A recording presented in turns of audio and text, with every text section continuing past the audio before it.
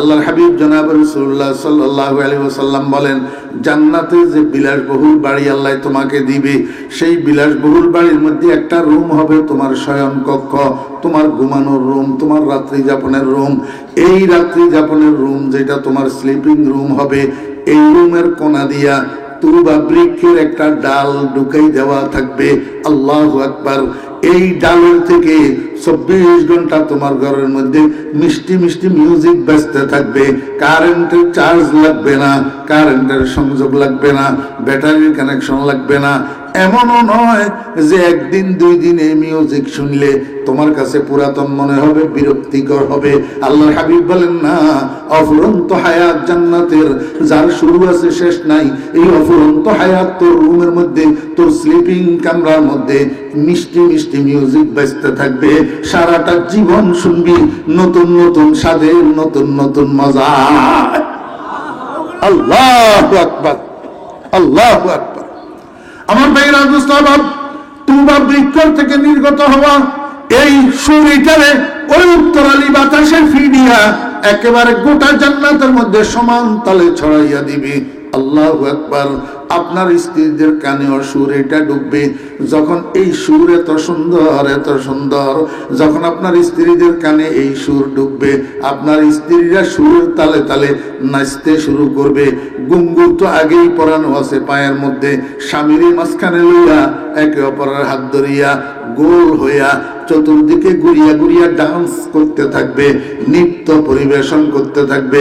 আল্লাহর হাবিব জনাব রাসূলুল্লাহ সাল্লাল্লাহু আলাইহি ওয়াসাল্লাম বলেন, উম্মত, শুধু ডান্স আর শুধু সুর নয়, এই সুরের তালে তালে, ডান্সের তালে তালে তোর 70 জন স্ত্রী শিল্পী হইয়া, গায়িকা হইয়া যৌথ কণ্ঠে তোকে খুশি করার জন্য একটা গান গাইবে। গানটা আরবি ভাষার হবে। আল্লাহর হাবিব বলেন, উম্মত, কি গান গাইবে হুরেরা? আমার খলিফা তোমাকে স্পেশাল মুদ্রা দান করবেন। সেই মুদ্রাগুলো কি? তুমি দুনিয়াতে থাকাকালীন শুক্রবার জুমার দিন সকাল থেকে সন্ধ্যা পর্যন্ত যত নফল ইবাদত করছো, এই নফল ইবাদতের সওয়াবগুলাকে আল্লাহ পাক জান্নাতের বাজারে তোমার জন্য নোট বানাইয়া দিবে। নোট, এই নোট দিয়া তোমার পছন্দের ফটোটা খরিদ করতে পারবা।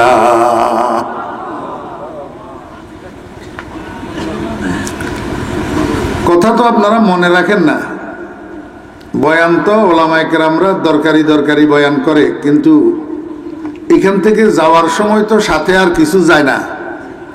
এই জন্য জীবনের মধ্যে পরিবর্তন আসে না। ওয়াজ শোনার আগের দিনও মিথ্যা কথার অভ্যাস, পরের দিনও মিথ্যা কথার অভ্যাস, তো লাভ হইল কি? আল্লাহু আকবার। বেহেশতের বাজারে পছন্দের ফটোটা খরিদ করবেন কি দিয়া? দুনিয়ার মধ্যে শুক্রবার জুমার দিন যত নফল ইবাদত করছেন, এই নফল ইবাদতের সওয়াব দিয়ে, নফল ইবাদতের সওয়াব গুলাকে আল্লাহ পাক বেহেশতের বাজারে মুদ্রা বানাই দিবেন। মুদ্রা, টাকা। আল্লাহু আকবার। শুক্রবারের জুমার দিনের নফল ইবাদত কি? একটু যদি ধারণা না দিই তো আপনারা কেমনে করবেন? যারা কোরআন শরীফ তেলাওয়াত জানেন, জুমার দিন ফজরের নামাজটা পড়ি সাথে সাথে সূরা ইয়াসিনটা তেলাওয়াত করে নেবেন। কি তেলাওয়াত করবেন? সূরা ইয়াসিন। মুসলমানের বলা বেগুনে এখন সূরা ইয়াসিন চিনেও না।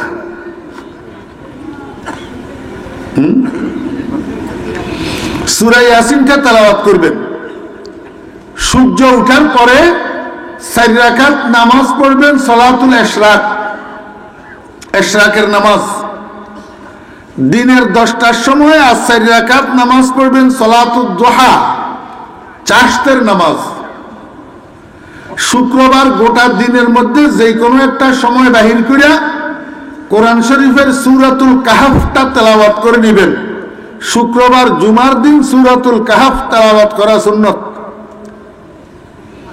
শুক্রবার জুমার দিন সকাল থেকে সন্ধ্যা পর্যন্ত যে কোনো একটা সময় বাহির করে আব্বা আম্মার কবর জিয়ারত করবেন। জুমার দিন আব্বা আম্মার কবর জিয়ারত করা সুন্নাত। নবীজি বলছেন যেই সন্তান জুমার দিন আব্বা আম্মার কবর জিয়ারত করে আল্লাহ পাকের দপ্তরের মধ্যে তার নামটা নেক সন্তান হিসাবে লিপিবদ্ধ হয়। দেখেন, শাহী ডায়েরির ভিতরে একটা মানুষের সম্পর্কে যদি একবার সব সার্টিফাই হয়ে যায়, এই মানুষটার পরবর্তীতে আর সাজা হয় না, যেহেতু সব। আল্লাহ পাকের দপ্তরের মধ্যে যেই বান্দার নামের সাথে একবার সালেহ শব্দ উঠে যায়, এই মানুষটা আর জাহান্নামে যাবে না। তাহলে আল্লাহর দপ্তরের মধ্যে নেক, সব, সালেহ সার্টিফাই হওয়ার মাধ্যম হল শুক্রবার জুমার দিন মা বাপের কবর জিয়ারত করা। বুঝাতে পারি নাই? জি মুরব্বিয়ানে কেরাম, আমি আপনাদেরকে হাতে ধরি পায়ে ধরি বলতেছি, মুরব্বী যারা শুক্রবার দিন আশেপাশে বাড়িতে ঘরে ছেলে যেগুলা থাকে, আপনার ছেলে, তাদেরকে ডাকবেন, ডাকি বলবেন, বাবারে চল তোদের দাদা দাদুর কবরটা জিয়ারত করি এসে। এটা তাদাঈল নফর না, এটা তাদাঈল তালিম, শিক্ষা দেওয়ার জন্য। মনে রাখবেন, এই কাজটা যদি আপনি করেন, শুক্রবার সন্তানদেরকে ডাইকা যদি আপনি আপনার মা বাপের কবর জিয়ারত করতে যান, তা আপনার সন্তানেরা শিখবে, আপনি মারা গেলে সন্তানেরা আপনার কবরস্থানেও যাবে, আপনার কবরও জুমার দিন জিয়ারত করবে।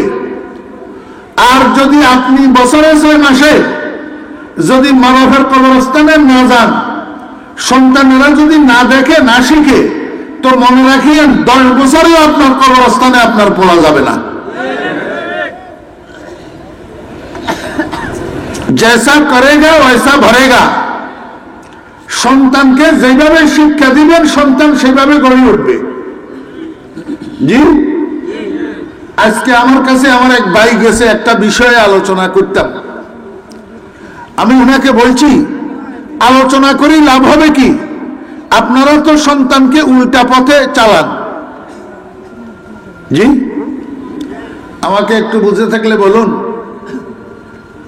দুনিয়াতে কোনো আব্বাই চায় আমার সন্তানটা চোর হোক? চায়নি। আমার সন্তানটা ডাকাত হোক, আমার সন্তানটা মদদি হোক, আমার সন্তানটা জুয়ারি হোক, আমার সন্তানটা লুচ্ছা হোক, কোনো বাপে চায়? যেই বাপ পকেট মারে, তারে যদি আপনি বলেন তোর ছেলেটা তোর মতো পকেট মার হোক, তুই কি বলিস? বলবে লা হাওলা ওয়ালা কুওয়াতা ইল্লা বিল্লাহ।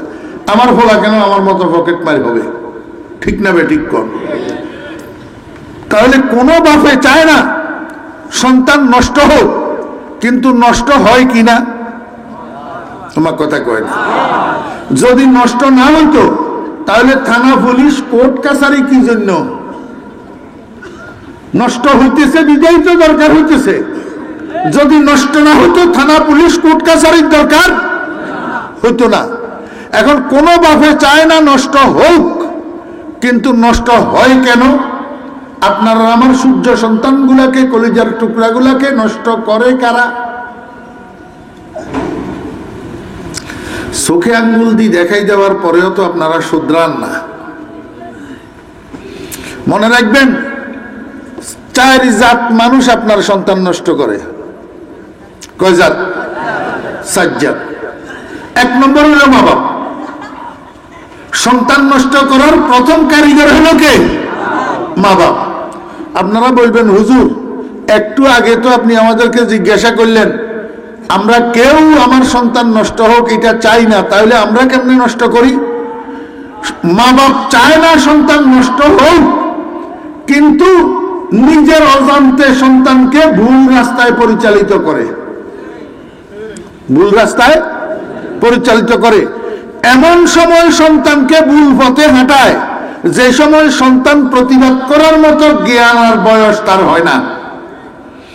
আব্বা যেখানে নিয়ে বসাই দিয়ে সেখানে বসে থাকে, যার সামনে নিয়ে বসাই দিয়ে তার সামনে বসে থাকে, যার থেকে জ্ঞান আহরণ করার জন্য বসাই দিয়ে সন্তান তার থেকে জ্ঞান আহরণ করে।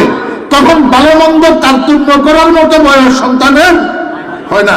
তো আব্বারা ভুল জায়গায় নিয়ে বসাই দে সন্তানকে, ভুল মানুষের সামনে নিয়ে বসাই দে, সেখান থেকে সন্তান ভুল রাস্তায় চলা শিখে। এই কারণে সন্তান নষ্ট হইয়া যায়। তাহলে সন্তান নষ্ট হওয়ার 1 নম্বর কারিগর কে? মা বাপ। 2 নম্বর কারিগর স্বার্থান্বেষী শিক্ষক।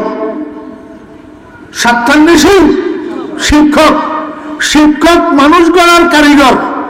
কিন্তু শিক্ষক যদি মনোনিবেশের সাথে ছাত্রদেরকে না পড়ায় এবং ছাত্রদেরকে নীতি নৈতিকতা, শিষ্টাচার, আদব কায়দা না শিখায়, তাহলে এই ছাত্র কোনোদিন সুন্দর হবে না। কথা বুঝেন নাই? এই জন্য আমি বলি যে ছাত্রদেরকে যদি চরিত্রবান বানাইতে চান, আগে শিক্ষক মহোদয়গণ চরিত্রবান হইয়া যান। শিক্ষকের চরিত্রে যদি দূষণ থাকে, ছাত্র কোনোদিন চরিত্রবান হবে না।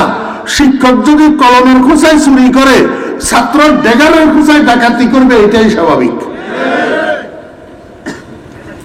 মনে কষ্ট গেলে আমারে মাফ করে দিয়ে।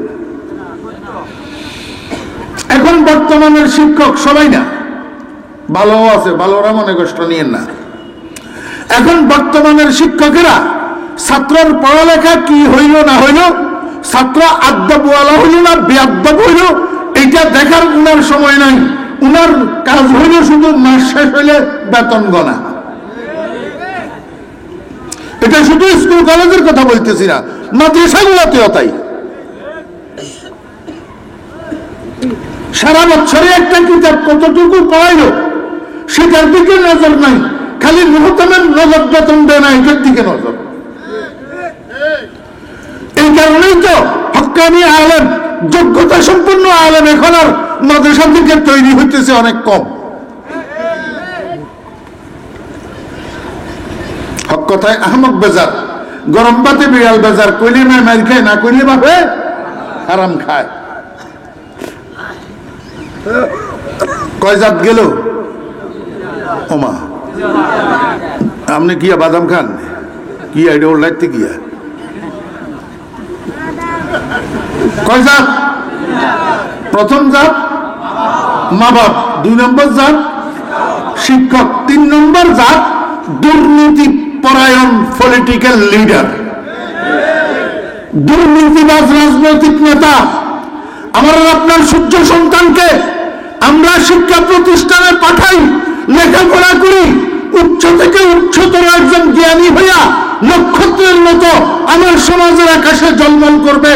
আর সেই সূর্য সন্তানকে এই দুর্নীতি পরায়ণ পলিটিক্যাল লিডাররা বটম টু টপ, একদম ইউনিয়ন লেভেল থেকে কেন্দ্র পর্যন্ত এই নেতারা আমার আপনার সন্তানগুলোকে নিজেদের প্রয়োজনে ব্যবহার করে। এদের হাতে কলমের বদলা কেরেস তুলে দেয়, পুস্তক তুলে দেয়, হকি স্টিক তুলে দেয়, আমার সন্তানগুলোকে নষ্ট করে। একটা পর্যায়ে যখন তার স্বার্থ হাসিল শেষ হয়ে যায়, তখন ব্রাশ, জুতা পালিশের ব্রাশের মতো ছুঁড়ে ফেলে দেয়।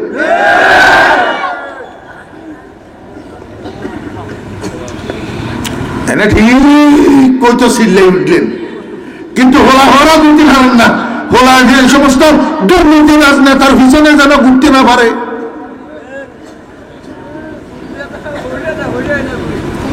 আল্লাহু আকবার। কয় জাত হইল? 3 জাত। চতুর্থ জাত হইল অসৎ সঙ্গী, নষ্ট বন্ধু। নষ্ট বন্ধু। আমার ভাইয়েরা মনোযোগ আছেন? আল্লাহ মানুষের বানাইছে মহব্বতের দাতুর উপর। কিসের উপর? মহব্বতের দাতুর উপর। মহব্বত, ভালোবাসা, বন্ধুত্ব, এটা মানুষের স্বভাবগত জিনিস। কি আমার ভাইয়েরা দুঃসবাব, একটা ছেলে আর একটা ছেলের সাথে একই ক্লাসে যখন পড়ে, একই স্কুলে যখন পড়ে, একই মাদ্রাসায় পড়ে, একই রাস্তায় আসা যাওয়া করে, দেখাশোনার মধ্যে একজনের সাথে আরেকজনের বন্ধুত্ব হয়, ফ্রেন্ডশিপ হয়। দুর্ভাগ্যবশত যার সাথে বন্ধুত্ব হয়েছে সে কিন্তু ইয়াবাখোর। যার সাথে বন্ধুত্ব হয়েছে সে কিন্তু ফ্রি ফায়ারের প্লেয়ার। নাউজুবিল্লাহ, একের জায়গা মতো হইল নি কোনো।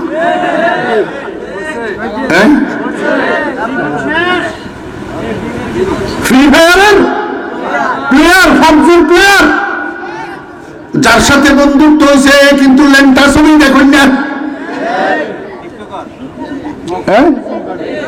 আমার ভাইয়েরা, দোস্ত, অভাব, মুসলমানের বাচ্চারা সাবধান। একটা ছেলের সাথে ফ্রেন্ডশিপ করার আগে 10 বার চিন্তা করবি ছেলেটা কেমন, ছেলেটার চরিত্র কেমন। যদি ছেলেটা নামাজি হয়, মাগরিবের আজানের সাথে সাথে তোর হাত ধরিয়া টানবে, বন্ধু আয় মাগরিবের নামাজটা আদায় করিনি। আর ছেলেটা যদি ফেন্সিডেল খোর হয়, মাগরিবের আজানের সাথে সাথে তোর হাত ধরিয়া টানবে অন্ধকার গলির দিকে, ও ফেন্সিডেলের দোকানের দিকে।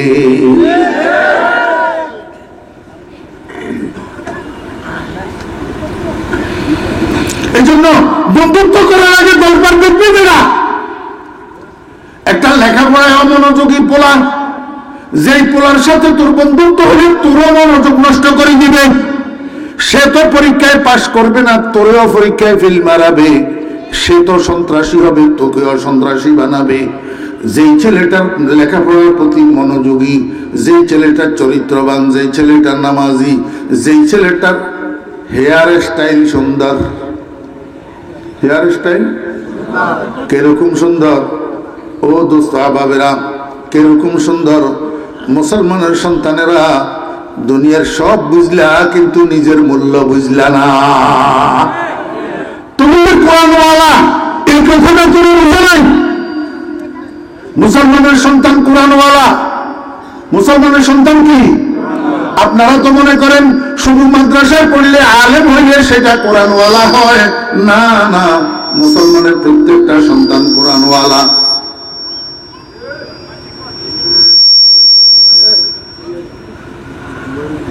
মুসলমানের প্রত্যেকটা সন্তান, এই মনোযোগ আছেন, আবেগ না। আপনি ঠান্ডা মাথায় সুস্থ মস্তিষ্কে একটু শোনেন আর বুঝেন। আপনাদের এলাকায় হিন্দু আছেনি? একটা হিন্দুর নাম হরেশচন্দ্র দাস।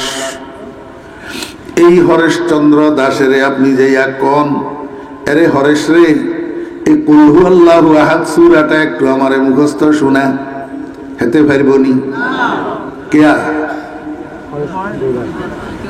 হেতে কইব কুল হু আল্লাহ কোন জানোয়ারের নাম, আমি তো চিনি না। ঠিক না বে ঠিক? আপনি যদি যাই রমেশচন্দ্র দাসের কোনের, রমেশ রে, আলহামদুলিল্লাহি রাব্বিল আলামিন, এই সূরা ফাতিহাটা আলহামদু সূরাটা আমারে একটু মুখস্থ শোনা, হেতে পারবনি? পারতো না। কিন্তু আমার মুসলমানের ফুলাগল যদিও নামাজ পড়ে না, যদিও রোজা রাখে না, যদিও একটু একটু মিনসিডেল খায়, যদিও রাত্রে 3টা পর্যন্ত ফ্রি ফায়ারের মধ্যে ডুবি থাকে, যদিও রাত্রে 3টা পর্যন্ত ইন্ডিয়ান সায়াসুবির মধ্যে ডুবি থাকে, কিন্তু রাস্তায় বাইর হলে আপনি জিজ্ঞাসেন, আরে আব্দুর রহমান রে, কুল হু আল্লাহ সূরাটা একটু কসেন চাই, দেখবেন হাতে আপনার মুখস্থ শোনাই দিব। হ্যাঁ, পোলা যত খারাপ হবো, কিন্তু মুসলমানের পোলা আলহামদুলিল্লাহি রাব্বিল আলামিন মুখস্থ জানে না, এমন পোলা নাই। পোলা যত খারাপ হবে হোক, মুসলমানের পোলা কুল হু আল্লাহু আহাদ মুখস্থ জানে না, এমন পোলা নাই। কিন্তু হরেশচন্দ্রে পারে না, রমেশচন্দ্রে পারে না। কারণটা কি? এটা কোরআনওয়ালা, ওইটা কোরআনওয়ালা না। তা এখন হইল কেমনে? একজন কোরআনওয়ালা হইল, আরেকজন কোরআনওয়ালা হইল না। কারণটা কি? आसमा बारे अमानत न तवा नस्त कशीद, आसमा बारे अमानत न तवा नस्त कशीद, कुराए फाल बना में मन दीवाना जदन, कुराए फाल बना में मन दीवाना जदन। ও মুসলমানের সন্তানেরা, আল্লাহ পাক রব্বুল আলামিন ফেরেশতাদেরকে দিয়া আরশে আজিমের মধ্যে লটারি টানাইছে। কি টানাইছে? লটারি টানাইছে। আমার ভাইরা, কিয়ামত পর্যন্ত আনেওয়ালা সমস্ত মানুষের জন্য আল্লাহ পাক ফেরেশতাদেরকে দিয়া লটারি টানাইছে। সেই লটারির মধ্যে কারো নাম কোরআনের ভাগে আসছে, আর কারো নাম কোরআনের ভাগে আসে নাই। যাদের নাম কোরআনের ভাগে আসছে তাদেরকে আল্লাহ পাক দুনিয়াতে পাঠাইছে একজন মুসলমান আব্বার ঔরসে, একজন মুসলমান মায়ের গর্ভে। আর যাদের নাম কোরআনের ভাগে আসে নাই তাদেরকে আল্লাহ পাক দুনিয়াতে পাঠাইছে একজন হিন্দু বাপের ঔরসে আর হিন্দু মায়ের গর্ভে। মুসলমানের বাচ্চারা, আমাকে একটু বলো না, তুমি যে আব্দুর রহমান আব্দুল করিমের ঔরসে জন্ম নিলা, আমেনা বেগম ফাতেমা বেগমের গর্ভে জন্ম নিলা, এটার জন্য কি তুমি দরখাস্ত করছিলেনি? হ্যাঁ, আল্লাহ পাক চাইলে আমি ফরিদুদ্দিনের হরেশচন্দ্রের ঘরে পাঠাই দিতে পারতেন, সীতারানীর কোলে পাঠাই দিতে পারতেন। আল্লাহ পাক দয়া করে মেহেরবানি করি আমাকে আব্দুর রশিদের ঔরসে পাঠাইছেন, আনোয়ারা বেগমের কোলে পাঠাইছেন। কিয়ামত পর্যন্ত যদি মুসলমানের বাচ্চা কোরআনের ভাগে যে তুই পড়লি, মুসলমান আব্বার ঘরে যে তোরে আল্লাহ পাঠাইলো, কিয়ামত পর্যন্ত হায়াত পাইয়া যদি সিজদায় পড়ি থাকস, আল্লাহর শুকর আদায় শেষ হবে না। अगर उम्रे कुनम नेमत शुमारी नयारम कर दनूरा हक गुजारी। ও মুসলমানের সন্তান, তুই তো কুলহু আল্লাহ ওয়ালা, হরেশচন্দ্রের ফোলা কুলহু আল্লাহ ওয়ালা না, তুই তো আলহামদুলিল্লাহ ওয়ালা, হরেশচন্দ্রের ফোলা আলহামদুলিল্লাহ ওয়ালা না, তুই তো ইন্না তাইনা কাল কাউসার ওয়ালা, ওই হরেশচন্দ্রের ফোলা ইন্না তাইনা কাল কাউসার চিনে না। ও মুসলমানের সন্তান, দুনিয়ার সব বুঝলি কিন্তু নিজের মূল্য কেন বুঝলি না? তুই কোরআনওয়ালা হইয়া তোর চাল চলন হরেশচন্দ্রের পোলার মতো কেন? তুই কোরআনওয়ালা হইয়া তোর চাল চলন হিন্দু দাদার মতো কেন? তুই সেলুনে যাইয়া চুল কাটস এমনি করি গোল করি, নিচের গুলারে ছোট ছোট করি, উপরে যে তুবা একটা বানাই রাখস। এই হেয়ার স্টাইল মদিনার কামলিওয়ালার হেয়ার স্টাইল না হিন্দু দাদার হেয়ার স্টাইল? তুই কোরআনওয়ালা, তুই কুলহু আল্লাহওয়ালা, তোর চুল হবে, তোর মাথার কন্ডিশন হবে মদিনার কামলিওয়ালার মতো, হিন্দুদের মতো হবে কেন? তুই কিসের কোরআনওয়ালা? হ্যাঁ, মাদ্রাসার ফোলা কতগুলো পর্যন্ত এখন এই হেয়ার স্টাইলে চুল কাটে মাদ্রাসার ফোলা। তোর তালের আলিম করে কবি রাখলো জানোয়ার।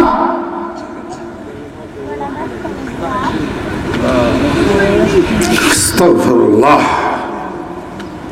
মনে আছেন না ভুলে গেছেন? ফোলা নষ্ট করে কয় জাতে?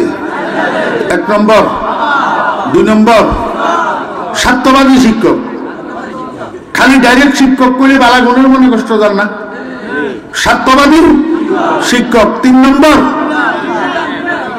আর ডাইরেক্ট লিডার করলে বালা লিডার আছে না, দুর্নীতি পরায়ণ লিডার, দুর্নীতি পরায়ণ লিডার। 4 নম্বর, অসৎ বন্ধু, অসৎ সঙ্গী, অসৎ সঙ্গী।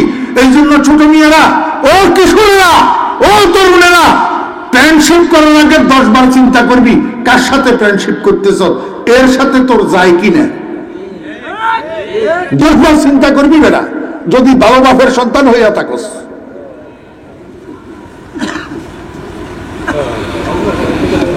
আল্লাহু আকবার।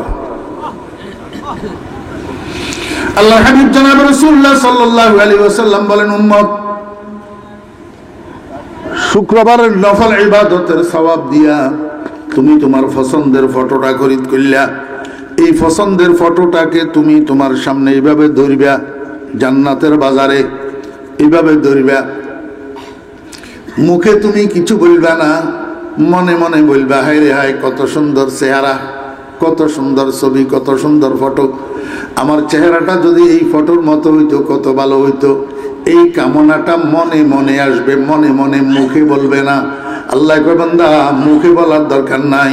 ওয়ালাকুম ফিহা মা তাশতাহি আনফুসুকুম, জান্নাতের মধ্যে তোর দিলে কামনা যেটা আসবে, মুখে ব্যক্ত করার আগে 1 সেকেন্ড দেরি হবে না, আমি আল্লাহ তোর কামনা পূরণ করে দেব।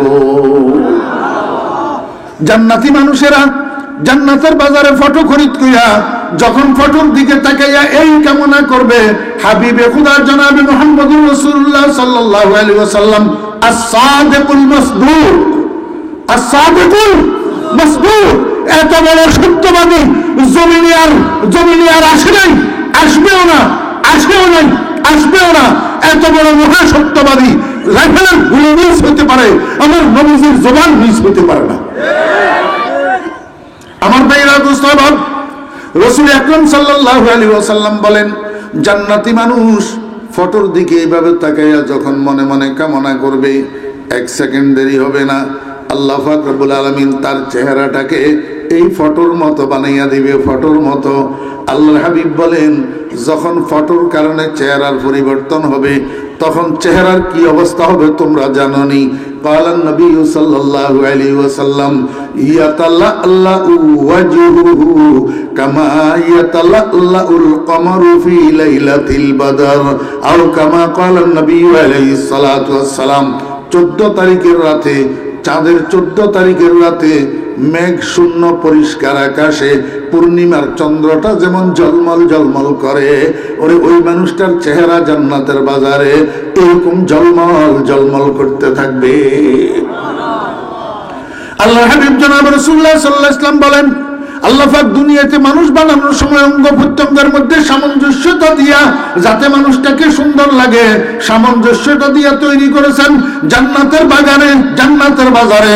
যখন ফটোর কারণে তার চেহারার রং পরিবর্তন হয়ে যাবে, এবার আল্লাহ পাক রব্বুল আলামিন গোটা শরীরের সাথে, চেহারার সাথে সামঞ্জস্য দিয়ে দিবেন।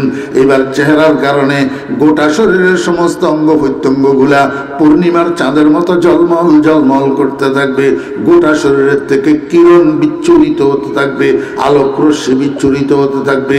আমার ভাইরা দোস্ত, এই অবস্থায় মানুষটা বাজারের থেকে আবার ঘরে যাবে। ঘরে তার জন্য 70 জন স্ত্রী অপেক্ষা করতেছে। কয়জন?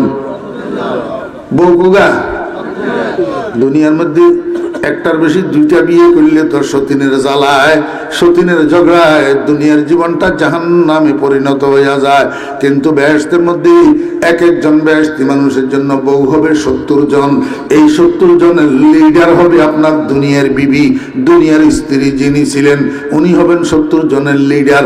এই 69 জনের উপরে সে নেতাগিরি করবে। এই এদিকে আরে, এদিকে সাহাবেরে পানি দে, এই সাহাবেরে চা দে, সাহাবেরে নাস্তা দে। লিডারই করবো দুনিয়ার বউ। এইটা কথা বুঝছেন না? বুঝেন না? কিন্তু লিডারই করবো কোন সময়? যে সময় নাকি আল্লাহু আকবার, স্বামী স্ত্রী দুজন জান্নাতি হবে এই সময় না।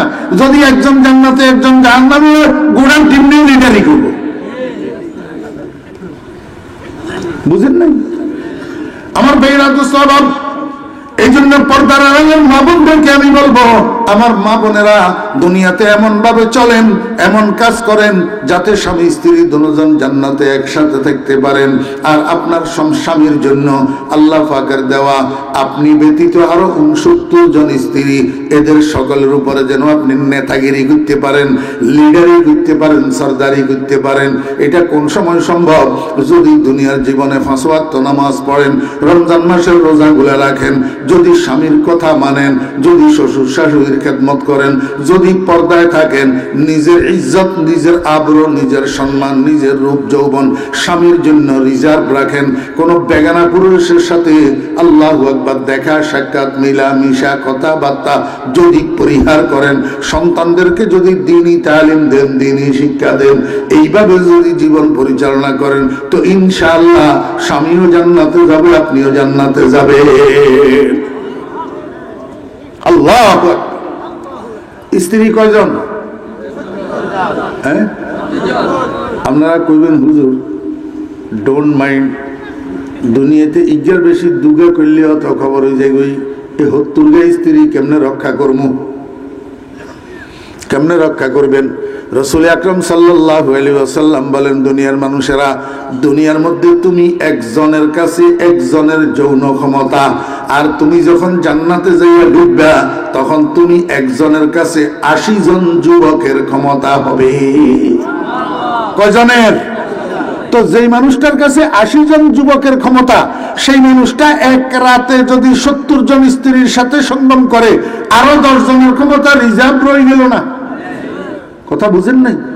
আমার বেহেরা দোস্ত আবাব, বেহেশতের বাজারের থেকে চেহারা সুরতের মধ্যে যখন পরিবর্তন আসে গেছে, এখন বেহেশতের বাজারের থেকে গড়ে গেছে, গড়ের দরজা দিয়া মাত্র ভিতরে ঢুকছে, 70 জন স্ত্রী সবাই বসার থেকে উঠি পিছনের দিকে দৌড় দিছে, লজ্জাবোধ করিয়া কয়, কে আপনি? বেগানা পুরুষ, আমাদের ঘরে কেন বিনা অনুমতিতে ঢুকলেন? আপনি আমাদের ঘর থেকে বাইর হয়ে যান, আমাদের ঘরে কেন বেগানা পুরুষ বিনা অনুমতিতে ঢুকলেন? আপনি বলবেন, বিবিরা এদিকে আসো, এদিকে আসো, আমি বেগানা পুরুষ নই, আমি তোমাদের ওই স্বামী। আপনি যখন জান্নাতে ফটোখড়িদের মাধ্যমে চেহারা সুরতের পরিবর্তনের ঘটনা তাদেরকে বলবেন, আর বলবেন, বিবিরা আমার চেহারা সুরত পরিবর্তন হয়েছে, কিন্তু কণ্ঠস্বর তো পরিবর্তন হয় নাই, তোমরা আমার কাছে আসো, আমার কণ্ঠস্বর পরীক্ষা করো। বিবিরা দৌড়াইয়া আসবে, দেখবে কি রে, কথা তো ঠিক, কণ্ঠ তো আমাদের স্বামীর কণ্ঠ, অতএব আমার স্বামী, আমাদের স্বামী না এটা। স্ত্রীরা স্বামীর রূপে মুগ্ধ হইয়া, সৌন্দর্যে মুগ্ধ হইয়া সবাই ঘর থেকে বাইর হবে। ঘরের সামনে পার্ক থাকবে, পার্ক কি? পার্ক। এই পার্কের মধ্যে 70 জন স্ত্রীর প্রত্যেকের পায়ের মধ্যে ঘুঙ্গুর ফরানো থাকবে, একে অপরের হাত ধরবে, গোল হইয়া দাঁড়াবে, মাঝখানে স্বামীকে দাঁড় করাবে। আল্লাহু আকবার। মাঝখানে স্বামীকে দাঁড় করাইয়া স্ত্রীরা একে অপরের হাত ধরিয়া বৃত্ত আকারে গোল হইয়া দাঁড়াবে। ঠিক এই সময়ের মধ্যে তাদের কানের মধ্যে একটা সুর ঢুকবে, সুর, musical sound. Musical sound, pop music নে, পপ মিউজিক নে।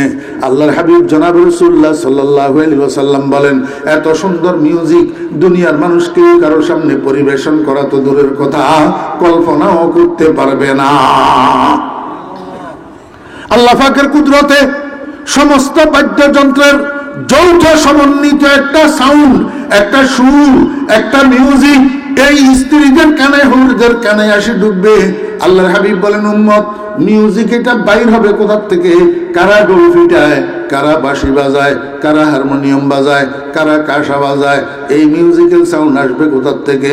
নবীজি কয়, না না, এটা কারো হাতের বানানো, হাতের বাজানো, কারো গলা ফুলাইয়া, আল্লাহু আকবার, গাল ফুলাইয়া বাঁশির মধ্যে ফুঁক দেওয়ার আওয়াজ নয়, বরং জান্নাতের মধ্যে একটা গাছ হবে, গাছ, একটা বৃক্ষ হবে, এই বৃক্ষের নাম হবে শাজারায়ে তুবা। কি নাম হবে? শাজারায়ে। ওই আরবিওয়ালাদেরকে যে জিজ্ঞেস করেন, আরবিওয়ালারা গাছের আরবিতে শাজারাতুন কয়, শাজারাতুন। হ্যাঁ, বাজারে কয় সুকুন, আর গাছের কয় শাজারাতুন। এই জন্য বাজারের নাম আছে সুকে তুবা, আর গাছ এটার নাম হবে শাজারায়ে তুবা। শাজারায়ে তুবা। ওলামায়ে কেরামরা জিজ্ঞাসা করেন, হাদিসের ভিতরে আছে না নাই? আল্লাহু আকবার। আনন্দ বৃক্ষ, বাজারের নাম আনন্দ বাজার, বৃক্ষের নাম আনন্দ বৃক্ষ। কিভাবে আনন্দ দিবে এই গাছে? আল্লাহর হাবিব জনাব রাসূলুল্লাহ সাল্লাল্লাহু আলাইহি ওয়াসাল্লাম বলেন, এই বৃক্ষটার পাতা বলে কৃষ্ণচূড়া গাছের পাতার মতো ছোট ছোট চিকন চিকন পাতা হবে। এই সময়ের মধ্যে বেহেশতের উপরিভাগ দিয়া একটা বাতাস প্রবাহিত হবে। কোন দিক থেকে? আমার ভাইয়েরা, গ্রীষ্মকালে দক্ষিণা বাতাস প্রবাহিত হয়, এই বাতাসটা গরম হয়। আর শীতকালে উত্তর দিকের থেকে ফিনফিন্না ফিনফিন্না ফিনফিন্না একটা বাতাস প্রবাহিত হয়, একদম শীতল ঠান্ডা, দুনিয়াটারে ঠান্ডা করে ফেলে। আজকে সকালে আপনাদের এদিকে এই উত্তরালি বাতাস আসিল নিকন? হ্যাঁ, উত্তরালি বাতাস। আল্লাহর হাবিব জনাব রাসূলুল্লাহ সাল্লাল্লাহু আলাইহি ওয়াসাল্লাম বলেন, ওয়া তাহুব্বুর রিহু ফিহা মিনাশ শিমালি ইলাল জুনুব। জান্নাতের মধ্যে উত্তর দিক থেকে উত্তরালি বাতাস প্রবাহিত হবে, একটা সুশীতল বাতাস। এই বাতাস, এটার কারণে শত সহস্র কোটি মানুষের আবাসস্থল জান্নাতটা কেন্দ্রীয়ভাবে সেন্ট্রালি এয়ার কন্ডিশনাইজ হইয়া থাকবে, শীতের তাপ নিয়ন্ত্রিত হইয়া থাকবে এই বাতাস। এটার কারণে আমার ভাইরা, নবীজি বলেন, এই উত্তরালি বাতাসটা যাইয়া কোথায় লাগবে? ওই তুবা বৃক্ষের পাতার সঙ্গে লাগবে। বাতাসের কারণে তুবা বৃক্ষের পাতা একটার সাথে আরেকটা লাগিয়া বাড়ি খাইয়া সেখান থেকে আল্লাহর কুদরতে মিউজিক্যাল সাউন্ড বাইর হবে। আল্লাহু আকবার। রাসূল আকরাম সাল্লাল্লাহু আলাইহি ওয়াসাল্লাম বলেন, আমার উম্মতেরা শুনো, তোমরা যারা বেহেশতি হবে, তোমাদেরকে আল্লাহ পাক একটা একটা প্রাসাদ দিবে। প্রাসাদ, একটা একটা আলিশান ভবন, আলিশান ভবন। ও ভাইরা, দোস্ত, মনোযোগ আছে নি? প্রত্যেকের ভবনের সামনে আরবি ভাষায় তার নামে নেম প্লেট লাগানো থাকবে, নেম প্লেট।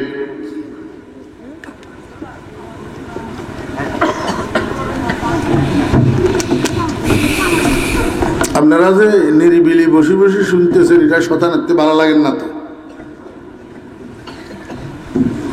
হাতের দোষ নাই, দোষ হয়েছে শতানের।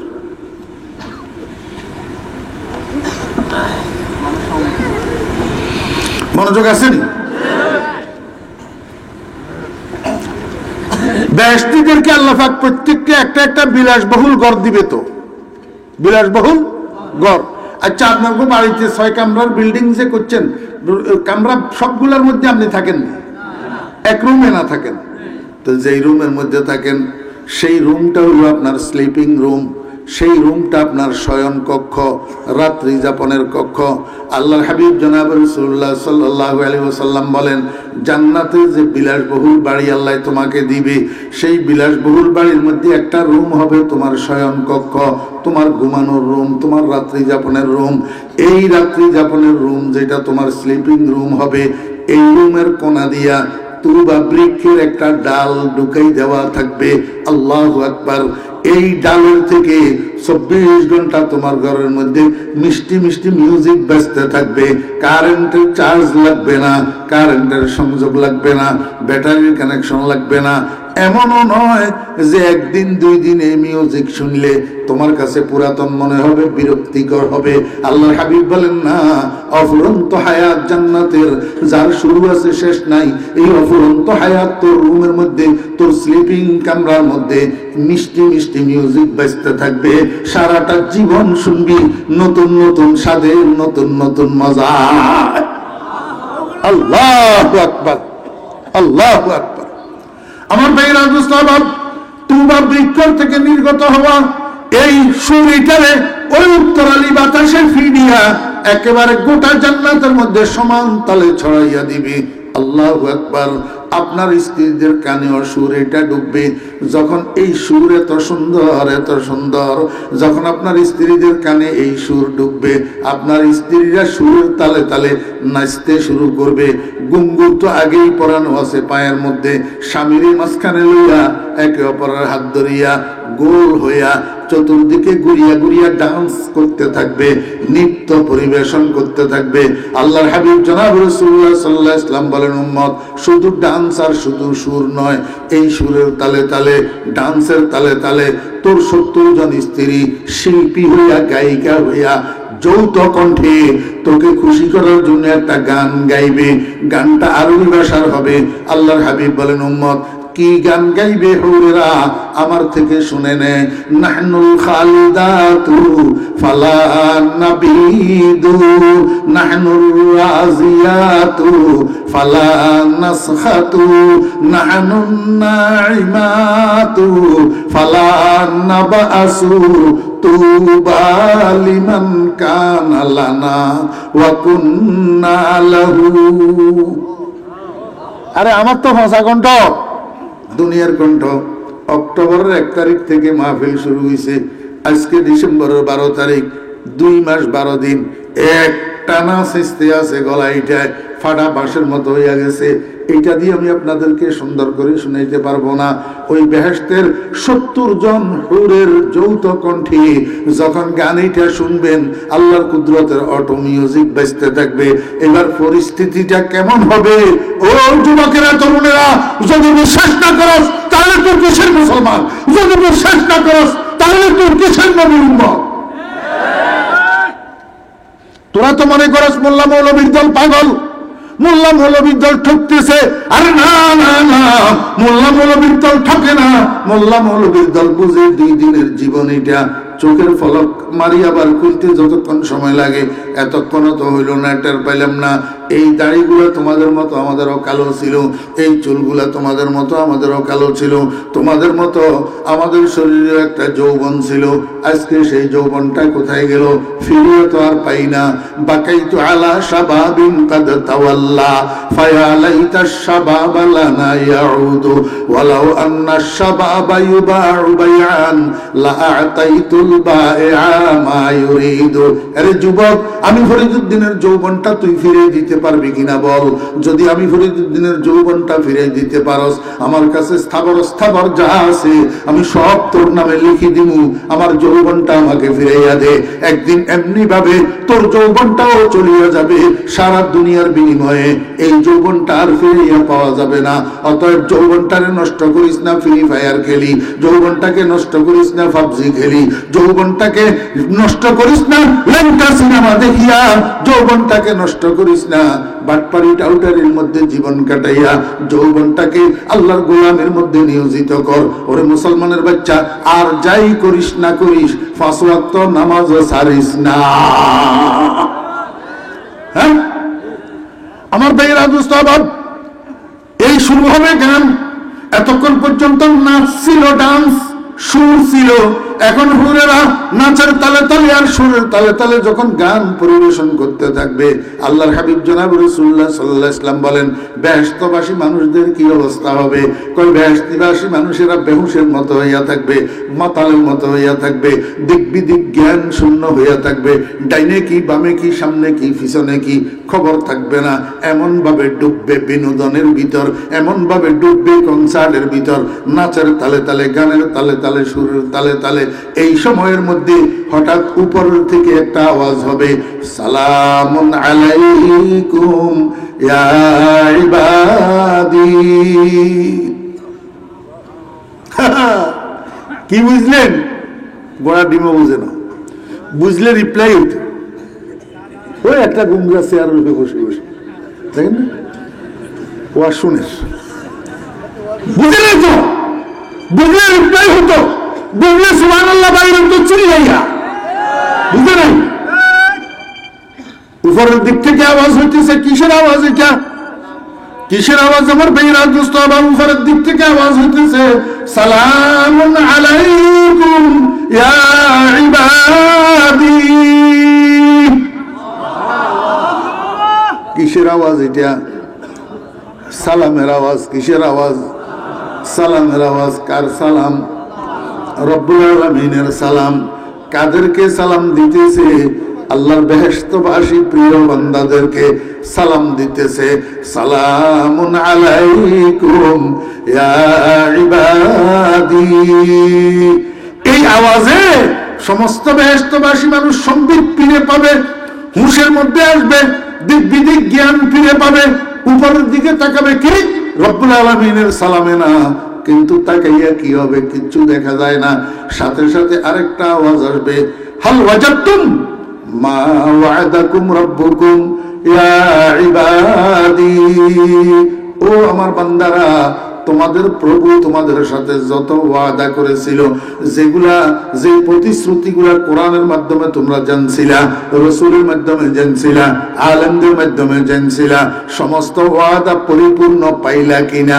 তো জান্নাতি মানুষদের এক দলে উত্তর দিবে, ওয়াজাদনা ইয়া রাব্বানা মা ওয়া'আদতানা। হে আমাদের রব, তুমি যত প্রতিশ্রুতি আমাদেরকে দিয়েছো সম্পূর্ণ পরিপূর্ণ পাইয়াছি। কিন্তু সাথে সাথে আরেক দল জান্নাতি পাগলের দল, এই পাগলের দল বলবে, মিথ্যা কথা, রব্বুল আলামিন তোমার ওয়াদা পূরণ হয় না। আল্লাহ পাক বলবেন, কিরে বান্দা, দুধের নহর, মধুর নহর, শরাবের নহর, পানির নহর, হুর গেলমান, দালান কোঠা, অট্টালিকা, এত কিছু দিলাম, এরপরেও আমার ওয়াদা অপূরণ রইল কিভাবে? এই পাগলের দলে কয়, রব্বুল আলামিন তোমার হুরগেল মানের জন্য নামাজ পড়ি নাই, তোমার হুরগেল মানের জন্য রোজা রাখি নাই, তোমার হুরগেল মানের জন্য দান সদকা করি নাই, তোমার হুরগেল মানের জন্য জিকির করি নাই। একটা আশা এগুলো করছিলাম, একটা আশায়, আশাটা হলো তোমার বন্ধু বলেছিলেন, সাতারাউনা রাব্বাকুম কামা তারাউনা হাযাল কমর ফি লাইলাতি কামালি ওয়া ফি রিওয়ায়াতিন ফি লাইলাতিল বদর। আমরা নাকি জান্নাতের মধ্যে 14 তারিখের পূর্ণিমার চাঁদের মতো আমাদের রবকে দেখতে পাবো। সেই দিদারের আশায়, সেই মোলাকাতের আশায়, সেই সাক্ষাতের আশায়, সেই লেখায়ের আশায় তোমার নাম জপছিলাম দুনিয়াতে, তোমার নামে জিকির করছিলাম, তোমার নামে তসবিহ পড়ছিলাম, তোমার নামে দান সদকা করছিলাম। মাওলা শুধু তোমার দিদারের আশায়, তোমার দর্শনের আশায়, তোমাকে দেখার আশায়, কিন্তু হরিগেল মান্দালাম কোটা শক্ত পাইলাম। মাওলা এখনো পর্যন্ত তোমার দিদার তো পাইলাম না। আজমে দিদারে তু দারম জানে বরলবা আমদা বাজগর দদয়া বরায়দ চিস্তে ফরমানে শুন চিস্তে ফরমানে শুমা খাহেশে ওয়াসলে জুদা লজ্জতে দিদার জুদা খাহেশে ওয়াসলে জুদা লজ্জতে দিদার জুদা কুচায়ে হুসনে জুদা ইশক কি বাজার জুদা। মাওলা তোমার দিদার বিহীন জান্নাতের আমার দরকার নাই।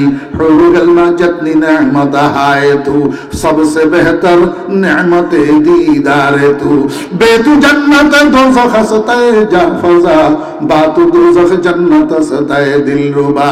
তোমার দিদার বিহীন জান্নাতের আমার দরকার নাই। এমন কোন জাহান্নাম যদি থাকে যেখানে সকাল বিকাল তোমার দেখা পাবো, সেই জাহান্নামে নিয়ে আমাকে নিক্ষেপ করো। মাওলা আমরা তোমার দিদারের পাগল। আল্লাহ পাক রব্বুল আলামিন জিজ্ঞেস করবেন, বান্দা আমাকে তোমরা দেখতে চাও কিনা? সমস্ত বেহেশতবাসী মানুষ সমস্যার উত্তর দিবে, রব্বুল আলামিন তোমাকে দেখতে চাই। আল্লাহর হাবিব বলেন, আল্লাহ পাকের কুদরতের চেহারার উপরে 70,000 নূর পর্দা দিয়ে ঢাকনা দেওয়া, সেখান থেকে একটা মাত্র পর্দা আল্লাহ পাক উঠাইয়া দিবেন। আর শত সহস্র কোটি বেহেশতি মানুষেরা এক পলকের জন্য আল্লাহর কুদরতের চেহারার দিকে বলে এইভাবে তাকাবে। তাকানোর সাথে সাথে আল্লাহর নূরের তাজাল্লি বরদাস্ত করতে না পারিয়া চিৎকার দিয়া বেহুশ হইয়া পড়িয়া যাবে। এক বেহুশিতে 40,000 বছর কাটিয়া যাবে, খবর থাকবে না। বরফ তাজ লজ্জতে দিদার সাজগোশ, বরফ তাজ লজ্জতে দিদার সাজগোশ, শরাবে বেখুদি জদ আজ দিলশ জোশ। আমার বেরা দুস্তাবাব চিৎকার দিয়া বেহুশ হইয়া পড়ে গেছে। 40,000 বছর বেহুশ হইয়া পড়িয়া রইছে। 40,000 বছর পরে আবার যখন হুঁশের মধ্যে এসছে, রব্বুল আলামিন জিজ্ঞেস করবে, বান্দা বেহুশ হইয়া কেন? বান্দারা উত্তর দিবে, মাওলা তোমার নূরের তাজাল্লি বরদাস্ত করতে পারি নাই। আল্লাহ পাক বলবেন, বান্দা ঠিক বলছো, আমার দুইটা নূর আছে, একটা নূরে জালালি আর একটা নূরে জামালি, একটা কড়া নূর আর একটা মিষ্টি নূর। দুনিয়ার মধ্যে আমার নূরে জালালি প্রকাশ করছিলাম সূর্যের মাধ্যমে, আর নূরে জামালি প্রকাশ করছিলাম চন্দ্রের মাধ্যমে। তুর পাহাড়ে আমি আমার নূরে জালালি দিয়া মূসাকে আমি সাক্ষাৎকার দিয়েছিলাম। মূসা বরদাস্ত করতে পারে নাই আমার নূরে জালালির তাজাল্লি, এই জন্য চিৎকার দিয়া বেহুশ হইয়া পড়িয়া গেছে। এখন তোমাদেরকে আমি সেই নূরে জালালি দিয়ে সাক্ষাৎকার দিছি, এই নূরে জালালের তাজাল্লি তোমরা বরদাস্ত করতে পারো নাই, এই জন্য চিৎকার দিয়া বেহুশ হইয়া পড়িয়া গেছো। বান্দা চলো, এবার তোমাদেরকে আমি এক জায়গায় নিয়ে যাব, সেই জায়গাটার নাম মাকআদে সিদক। আমার ভাইরা দোস্ত আহবাব, আল্লাহ পাক কোরআন শরীফের মধ্যে বলেন, ইন্নাল মুত্তাকিনা ফি জান্নাতি ওয়া নাহার ফি মাকআদে সিদকিন ইনদা মালিকিন মুকতাদির।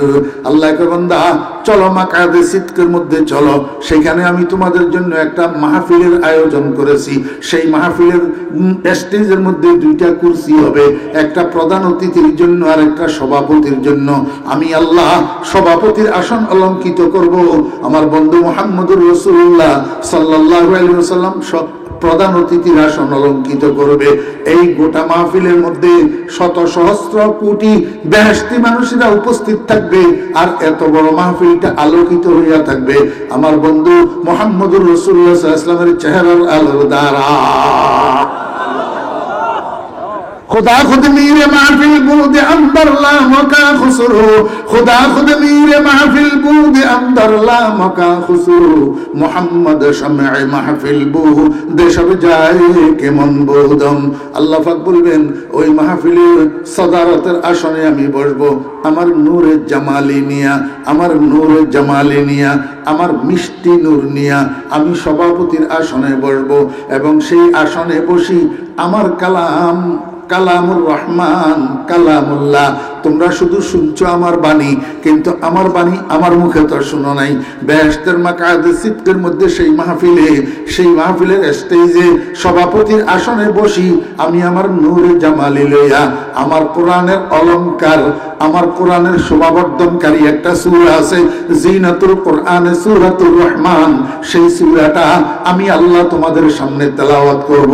মন ভরিয়া আমার দিকে তাকাইয়া থাকবা, মন ভরিয়া আমার দিনদার লাভ করবা, আর আমার জবানে আমার কালামের তেলাওয়াত শুনবা, আর কোনোদিন বেহুশ হওয়া লাগবে না। আল্লাহ পাক রব্বুল আলামিন কে বান্দা ফামান কানা ইয়ারজু লিকা রাব্বিহ, অতঃপর তোমাদের মধ্য থেকে যদি কেউ তার রবের সাথে সাক্ষাতের আশা করে, রবের সাথে দিদারের আশা করে, রবের সাথে মোলাকাতের আশা করে, জান্নাতে যাওয়ার আশা করে, সে যেন দুইটা কাজ করে, একটা ধরবে আর একটা ছাড়বে। ধরবে কি? ফালিয়ামাল আমালান সালিহা, নেক আমল করিয়া করিয়া দুনিয়ার হায়াতটা যেন কাটায়। নেক আমল কাকে বলে? মুহাম্মদুর রাসূলুল্লাহ সাল্লাল্লাহু আলাইহি ওয়াসাল্লাম যেটা করেছেন সেটা নেক আমল। মুহাম্মদুর রাসূলুল্লাহ সাল্লাল্লাহু আলাইহি ওয়াসাল্লাম যেটা করার জন্য নির্দেশ দিয়েছেন সেটা নেক আমল। অথবা নবীজির সামনে কেউ করছেন, নবীজি বাধা দেয় নাই, সেটা নেক আমল। এর বাইরে আর কোনো নেক আমল নাই। আমার ভাইরা দোস্তাবাব, আল্লাহ পাক বলেন আর কি করবা? ওয়ালা ইউশরিক বিইবাদাতি রাব্বিহি আহাদা, তোমার রবের যত ইবাদত করবা এই ইবাদতগুলোর মধ্যে আল্লাহ ছাড়া আর কাউকে অংশীদার বানাইবা না। খবরদার, সিজদা আল্লাহর ইবাদত, এই সিজদা কোনো জিন্দা পীরের কদমে করবা না, কোনো মুর্দা পীরের কবরে করবা না, কোনো পীরের নামে গাউসের নামে আল্লাহু আকবার গরু ছাগল মান্নত করবা না, মাজারের দিকে গরু ঠেলা ঠেলি করবা না। শিরিকের থেকে বাঁচবা, যতক্ষণ পর্যন্ত শিরিক গুনাহ না করবা আমি আল্লাহ চাইলে ইন্নাল্লাহা লা ইয়াগফিরু আন ইউশরাকা বিহি ওয়া ইয়াগফিরু মা দুনা যালিকা লিমান ইয়াশা। ওয়া আখিরু দাওয়ানা আনিল হামদুলিল্লাহি রাব্বিল আলামিন।